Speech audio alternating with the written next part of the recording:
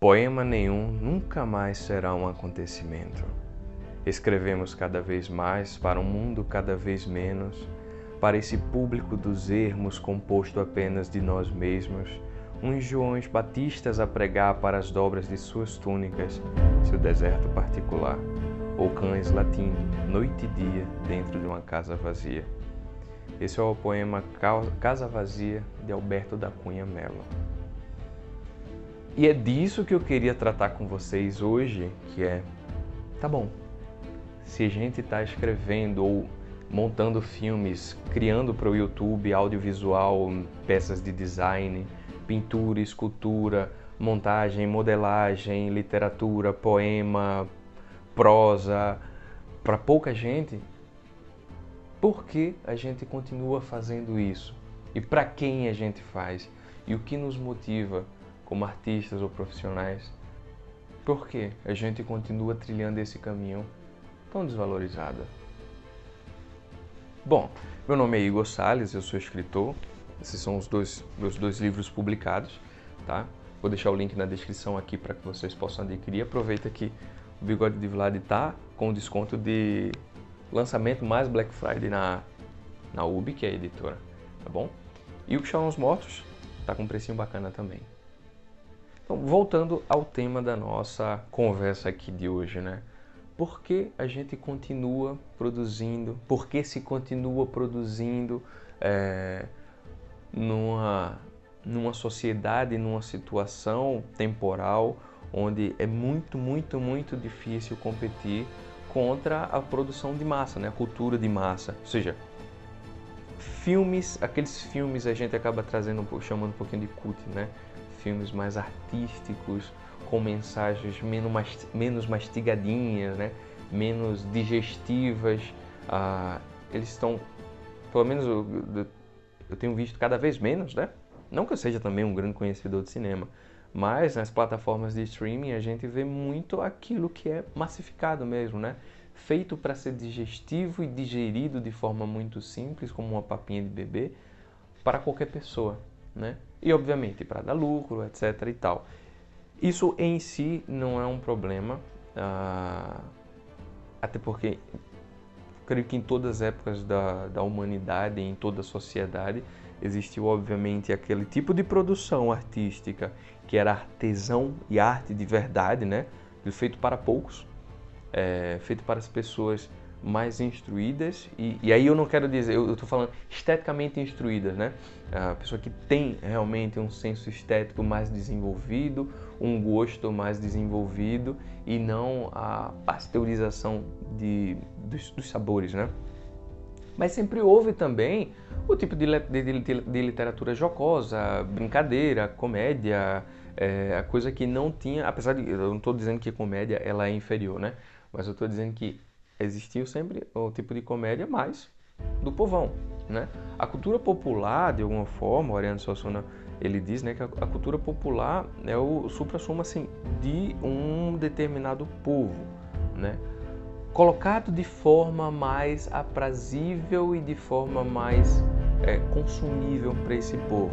Tanto é que o movimento armorial do Ariano Suassuna, ele visa essa coisa de pegar a literatura popular e dar traços de alta cultura, né, por assim dizer. Então, assim, é uma cultura bem trabalhada, bem pensada e formatada, com um conteúdo popular, mas com a roupagem mais digna das belas artes, por assim dizer, né? Você pode até ver, por exemplo, fica a recomendação de leitura aí no Romance da Pedra do Reino, que o caderno ele vai citar diversos e diversos autores da literatura de cordel e vários trechos de cordelistas, né? Onde a gente pode ver ali, de fato, uma união de uma personagem de um universo mítico para com aquele universo chão, né? O universo ali do povo mesmo, do popular. De modo que o Ariano, essa foi a tentativa do Ariano de colocar as duas coisas em pé de igualdade, né? E que fez um tremendo sucesso, né? O Ariano Suassuna virou cinema, virou filme. Bom, ele era dramaturgo também, então compôs muitas peças teatrais. E o Ariano Suassuna teve uma fama nacional, né? Acho que ele nunca saiu do Brasil. Mas, bom, por essa razão também, envolvimento com política, essas coisas sempre ajudam, né? Apesar da política desgraçar o homem, aparentemente ela sempre ajuda na disseminação de uma figura, de uma imagem, ou do propósito de um artista. O Ariano, eu acho que era um grande artista mesmo, de verdade.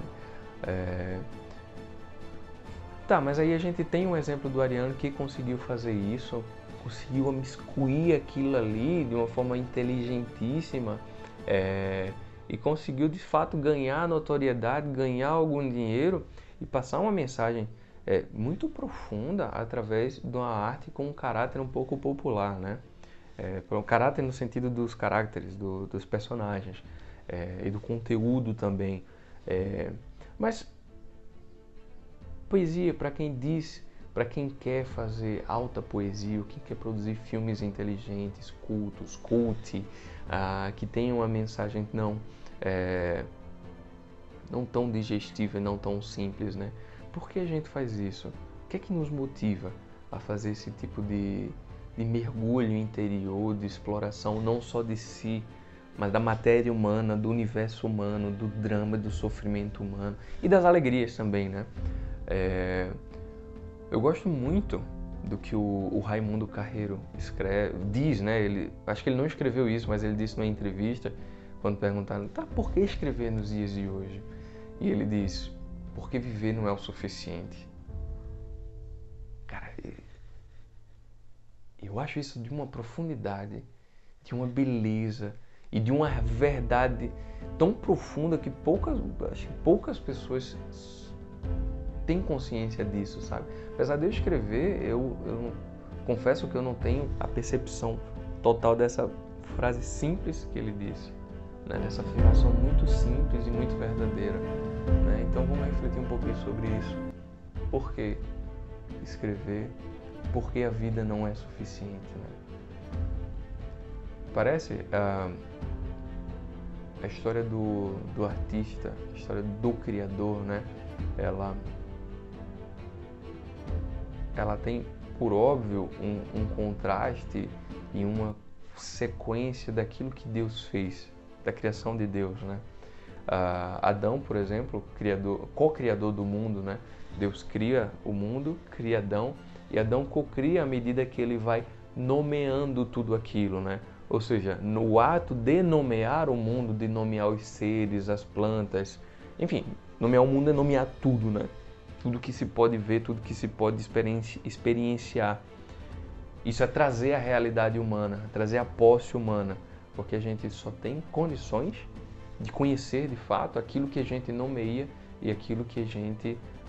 e assim a gente consegue guardar na memória. Tanto eu estava até falando com minha mulher esses dias que isso deve ser uma das razões, né, pela qual a gente não consegue lembrar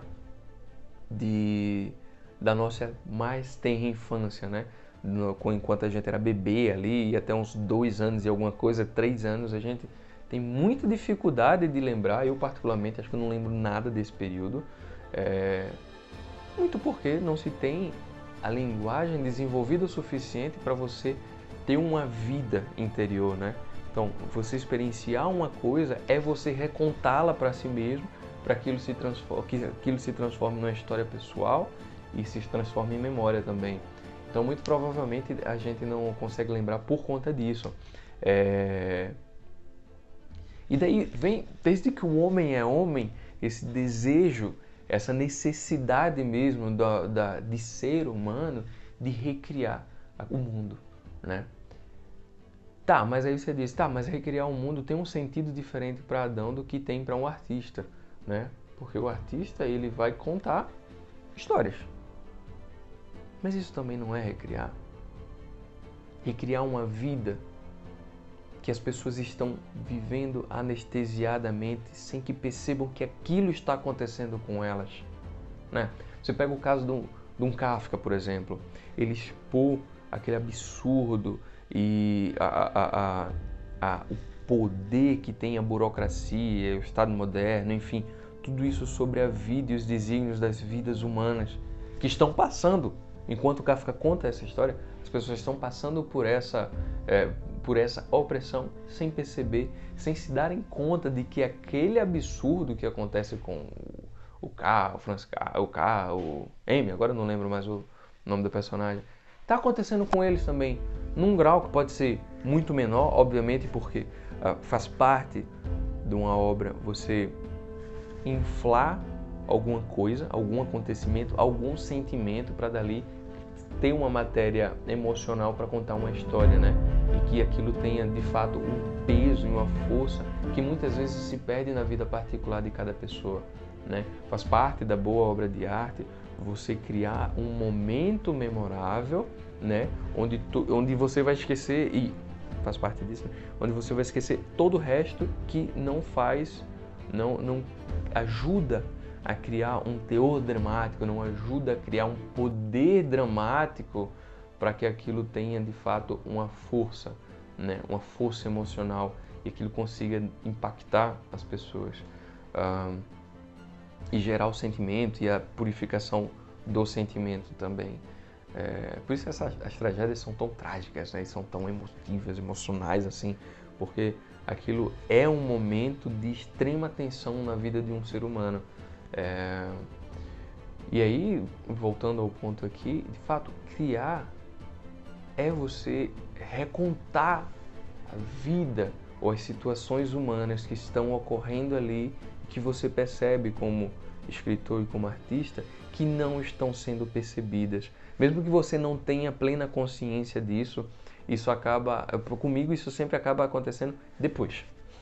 Então, me vem a história, eu escrevo, e depois de escrever, que eu vou reler, retrabalhá-la, é que eu começo a entender que aquilo de fato é uma situação real, que ela teve sim uma pincelada ficcional ali, mas não deixa e não se afasta jamais da verdadeira experiência humana, né? Por mais que alguma coisa soe um pouco absurdo à primeira vista, afinal de contas, a vida é de fato um absurdo, né? O próprio fato da gente esquecer que as melhores coisas, elas têm um percentual muito pequeno da nossa vida, que a gente investe muito mais no nosso tempo em coisas que não nos dão tanto retorno espiritual, emocional, psicológico, né?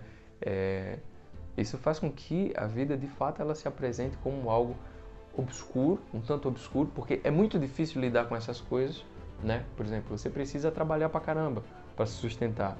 Beleza, mas quanto desse tempo você precisa colocar no trabalho? Realmente são 8 horas, 10 horas, 12 horas? E o fruto desse trabalho? Como que você consome ele? Se é que você consome, né? Então você percebe, o próprio fato, você está fazendo também, realizando um trabalho do que você não gosta, né? Ou muitas vezes você até gosta, mas não se sente realizado nele, mas ele é extremamente necessário para o teu sustento, para o sustento da tua família. E você é uma peça da sociedade que não dá para dizer que eu vou largar tudo isso aqui para viver o meu sonho. Impossível fazer isso, né? Então essas coisas, percebe? Elas vão se colocando num drama moderno, ainda mais moderno, né? Porque a gente, com a exposição das redes sociais e a necessidade de se apresentar como uma pessoa muito boa, com um ser super desenvolvido, um profissional extremamente capaz, isso vai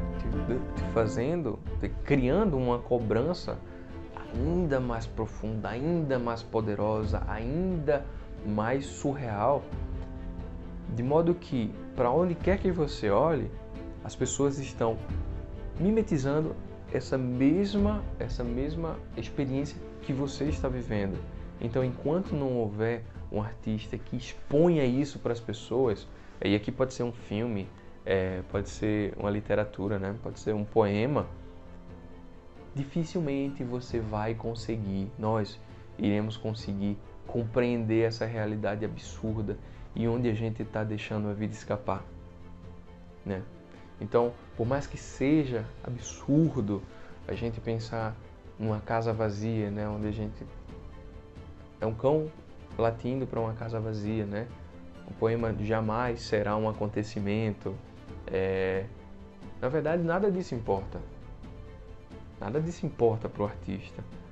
Porque a gente está escrevendo porque a gente quer contar uma história, porque a gente tem a necessidade de contar uma história. Porque veja só, a vida não é suficiente para quem conta, para quem escreve, para quem produz. A vida só não basta. A gente precisa viver outras vidas. Se a contemplação de outras vidas é suficiente para terceiros, cara, eu acredito que seja, mas isso não pode mover a gente, né? Então, eu vou deixar também na descrição um poema que eu escrevi sobre o futuro, onde a gente produz, não é para o homem de hoje. Eu não produzo para mim. Eu produzo para as pessoas que em algum momento encontrarão essa mensagem, que em algum momento encontrarão essas vidas e que essas vidas falarão diretamente para o coração delas, ou para o teu coração, né? Então, se você vive esse drama, se você vive essa experiência de se sentir meio perdido porque produz e nunca publicou nada, ou publicou, mas isso não chega para um número suficiente de pessoas, ou um número que você acha suficiente, tipo, pô, 10 pessoas estão lendo e se contentando com aquilo, se deixando transformar pelo que eu estou fazendo.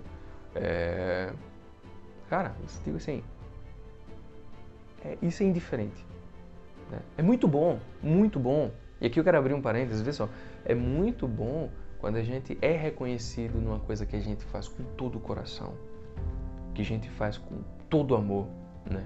Com toda a nossa alma. Mas é um perigo você ser reconhecido demasiadamente. Um dia desse eu vi um trecho uma entrevista com a neta do Elvis, né? Elvis Presley, pô, o rei, né? Um cara que é ainda hoje tido como o rei do rock, um grande artista, um grande músico, né? Um grande cantor. Mas você veja, ele foi reconhecido, ganhou dinheiro, ele gerou amor na vida das pessoas, né? Fez frutificar a mensagem dele no coração de muitas pessoas, mas o próprio reconhecimento foi o fim do cara. Assim, onde o cara se enterrou, né? Drogas, né? Uma vida, morreu cedo, a filha teve uma vida desgraçada também, morreu cedo. Então, assim, os netos, um se matou, não sei o quê, então causou uma instabilidade muito grande, né? E no final de tudo isso eu quero trazer essa reflexão para vocês que, cara, a gente vive num mundo em que parece que ser famoso é muito bom, né? Ser reconhecido é muito bom, mas será que as consequências desse reconhecimento, da fama, do dinheiro, ele de fato vai trazer alguma coisa boa para ti? Será que vai? E eu quero finalizar esse vídeo com um dos trechos que eu mais amo da literatura nacional, que está em Clara dos Anjos, de Lima Barreto. Eu vou procurar aqui agora. Calma. Achei. Encontrei. Ó, pra quem tem essa ediçãozinha aqui, mas isso aqui é meio safada. Comedy, não sei como é que se pronuncia. Clara dos Anjos, coleção Profusão Literária, página 122. Né? Então a gente tem Flores, o poeta que vive sem nada, né? Pobre lá, lascado. E aí ele vai dar a sua apologia, poesia, né? Então veja. Último parágrafo, tá? O que? Fez indignado Flores, erguendo-se num só e rápido movimento da cadeira e deixando a xícara sobre a mesa. Pois tu não sabes quem sou eu, quem é Leonardo Flores? Pois tu não sabes que a poesia para mim é minha dor e a minha alegria, é a minha própria vida? Pois tu não sabes que tenho sofrido tudo, dores, humilhações, vexames, para atingir o meu ideal? Pois tu não sabes que abandonei todas as honrarias da vida, não dei um conforto para que a minha mulher merecia, não eduquei convenientemente meus filhos, unicamente para não desviar dos meus propósitos artísticos. Nasci pobre, nasci mulato, tive uma instrução rudimentar, sozinho completei-a conforme pude. Dia e noite, lia e relia versos e autores.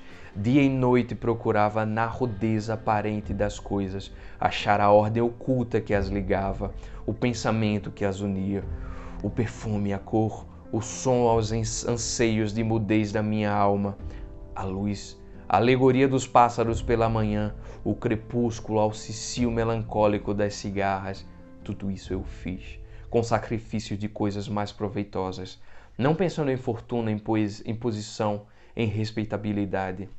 Humilharam-me, ridicularizaram-me, e eu que sou homem de combate, tudo sofri resignadamente. Meu nome afinal soou, correu todo este Brasil, ingrato e mesquinho, e eu fiquei cada vez mais pobre a viver de uma aposentadoria miserável, com a cabeça cheia de imagens de ouro e a alma iluminada pela luz imaterial dos espaços celestes. O fulgor do meu ideal me cegou. A vida, quando não me fosse traduzida em poesia, aborrecia-me. Pairei sempre no ideal, e se este me rebaixou aos olhos dos homens por não compreender certos atos desarticulados da minha existência, entretanto elevou-me aos meus próprios, perante a minha consciência, porque cumpri o meu dever, executei a minha missão, fui poeta. Para isto, fiz todo o sacrifício. A arte só ama quem a ama inteiramente, só e unicamente.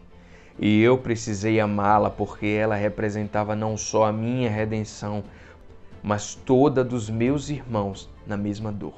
Louco! Haverá cabeça cujo maquinismo impunemente possa resistir a tão inesperados embates e tão fortes conflitos. A colisão com meio tão bruscas e imprevistas. Haverá. É isso, meus amigos. Se você gostou do vídeo, obviamente, não deixa de curtir, se inscrever no canal e compartilhar com o pessoal. Ativa o sininho, porque eu tô tentando trabalhar melhor esse canal aqui, né? E não deixa, cara, se essas palavras valeram de alguma coisa e você acha que vale a pena ler algo que eu escrevi, eu tenho esses 2 livros publicados. Esse aqui, lançado recentemente pela Ubique, o link para compra está na descrição. E esse aqui também lançado ano passado, meu primeiro livro de contos. Um livro de drama mais pesado e um livro satírico, cômico, onde você aqui vai poder se divertir, rir bastante e se deliciar com a literatura muito, muito, muito brasileira. Tá? Então, a descrição tá lá, ou você pode buscar pela Amazon também. Esse livro você vai encontrar em muitas editoras, livrarias, perdão. É só escrever lá o Bigode de Vlad e outros contos. Você vai encontrar. E o Que Choram os Mortos você vai encontrar também, não em tantas, mas tá na Amazon e tá na editora Pris também. É isso, valeu, Deus abençoe, até uma próxima.